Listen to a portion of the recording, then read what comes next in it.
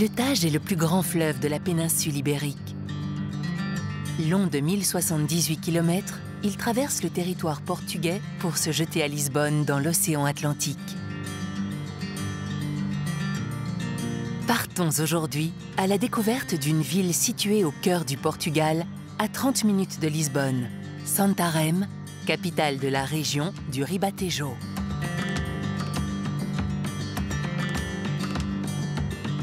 Appelée à l'origine Scalabis par les Romains, puis Chantarine lors de la période musulmane, elle fut finalement conquise par le premier roi du Portugal, Dom Alfonso Henriques, dit le Conquérant, en 1147. Santarém est connue comme étant la capitale du gothique portugais grâce à son riche patrimoine architectural et religieux. Une autre facette de Santarém est son lien fort avec le monde rural. Il y a de plus en plus une forte demande d'espaces de tourisme rural, et notamment en dehors des grands centres urbains. Heureusement pour nous, nombreux sont ceux qui investissent avec succès dans le développement du tourisme rural à Santarém et dans la région du Ribatejo.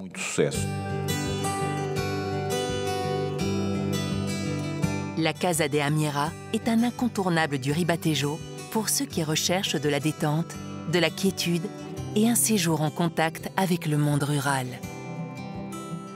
La Casa de Amiera est à la fois un hôtel et une ferme. Nous proposons à nos visiteurs tout ce que la nature nous offre. Nous avons un jardin avec des produits biologiques où les gens peuvent cueillir des légumes et des fruits d'hiver et venir préparer leur propre salade dans nos bungalows. Notre cuisine transforme les fruits cueillis en confitures délicieuses. Elles sont ensuite consommées par nos visiteurs au petit déjeuner. Nous avons aussi une jolie ferme avec plusieurs animaux qui ravissent nos touristes, notamment les plus jeunes. Et nous avons l'essentiel, qui est notre image de marque et qui attire les gens à la Casa de Amiera. Nous avons de l'espace, nous avons du vert, nous avons de la place pour respirer. Cette ferme propose également 8 bungalows indépendants où confort s'allie avec tourisme durable.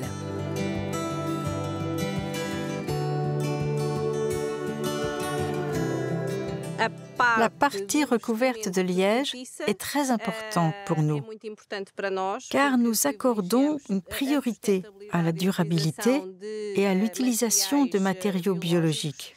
Le liège est une marque distinctive du Portugal.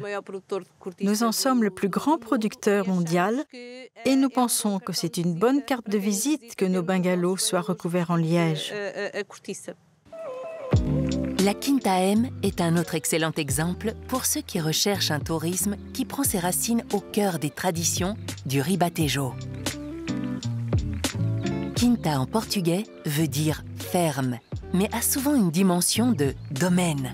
Nous sommes français installés au Portugal depuis quelques années et on s'est installé dans cette jolie région du Ribatejo, dans le centre du Portugal, grâce aux chevaux, puisqu'on avait une passion pour le cheval lusitanien et donc on est venu par ici pour développer ce beau projet.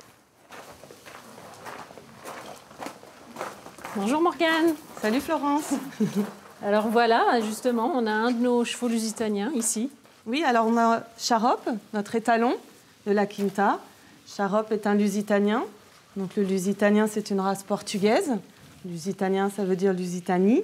Donc c'est une race très ancienne. Et nous, on est situé dans le centre du Portugal. Donc c'est là où on a la plupart des éleveurs.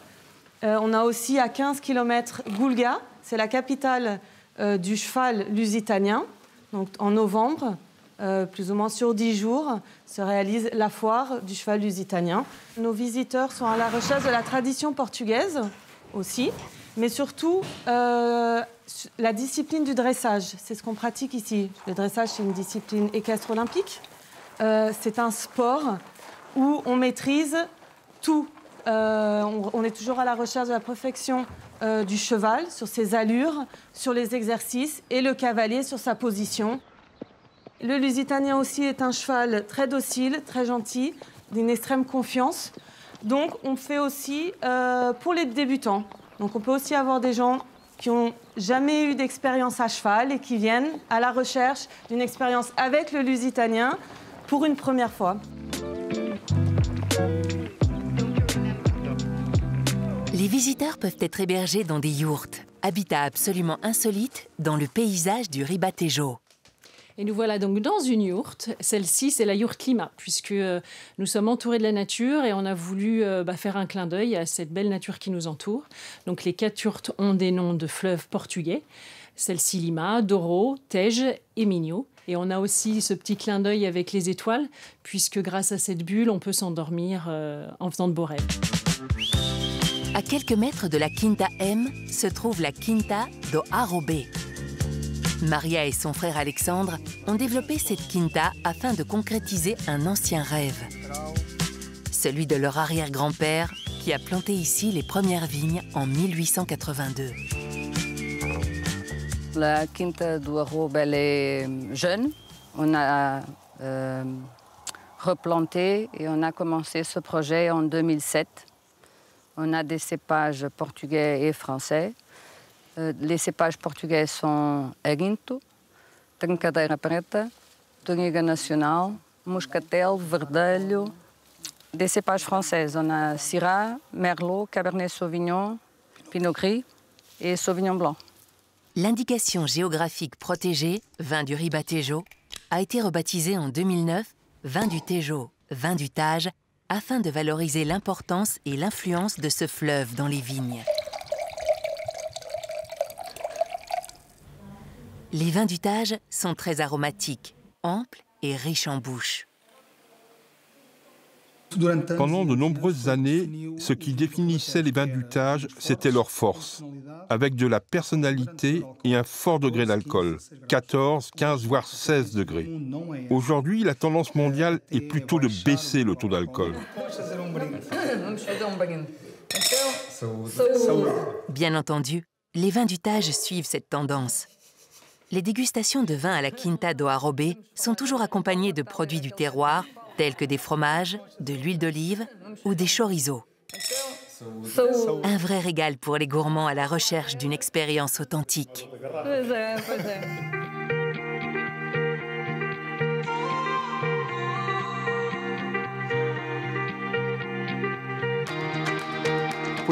Nous faisons un investissement très important dans la promotion de grands événements autour du thème de la gastronomie. La principale démonstration gastronomique du pays est le Festival national de gastronomie.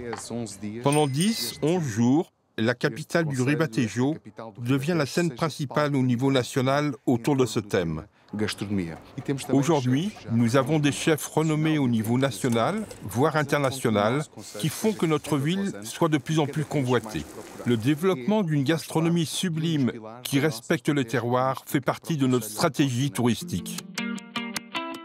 Un bon exemple est le restaurant de Carlos Esteves, connu pour ses fruits de mer qui arrivent à Santarém via le Tage, notamment le homard. Ici, la spécialité, c'est le riz au homard. Ce plat demande beaucoup de travail. D'abord parce que nous faisons le riz avec des fruits de mer vivants. Nous sortons donc les fruits de mer de nos aquariums et les apportons ensuite vers la cuisine. Lorsque la cuisson débute, il est décortiqué et découpé. Donc, notre riz homard ne contient pas de coquilles. Puis, bien entendu, il est cuisiné avec du riz de notre région. Bon appétit.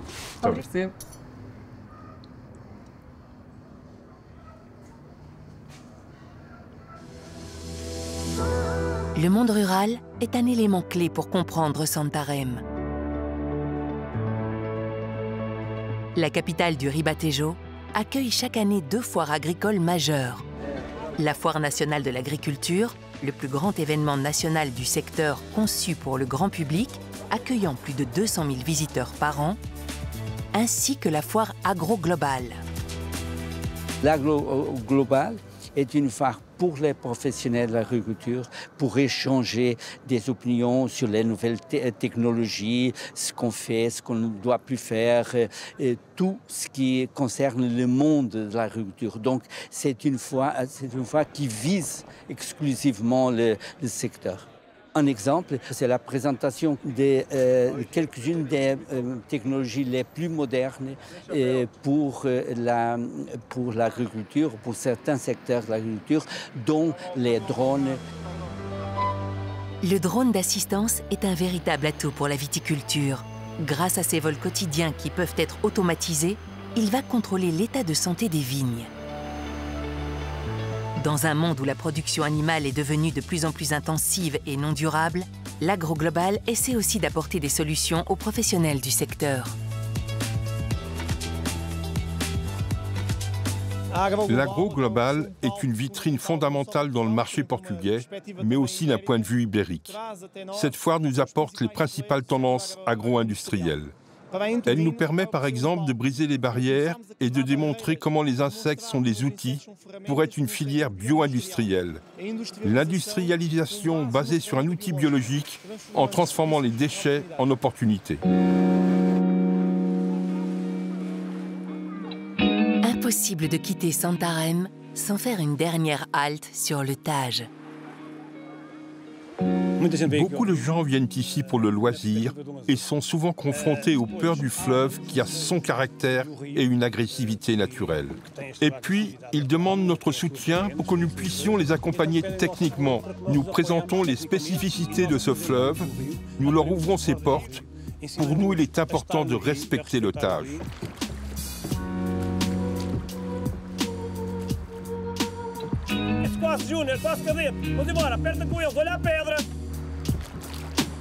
Comme le disait le célèbre poète portugais Fernando Pessoa, par le Tage, on va vers le monde.